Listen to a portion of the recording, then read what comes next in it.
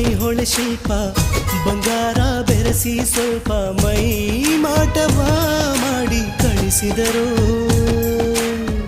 ಮತ್ತಾಪು ಸುರು ಬತ್ತಿ ಕಣ್ಣಲ್ಲಿ ಸುರುಳಿ ಸುತ್ತಿ ಧೀರನ ಇಲ್ಲಿ ಇಳಿಸಿದರು.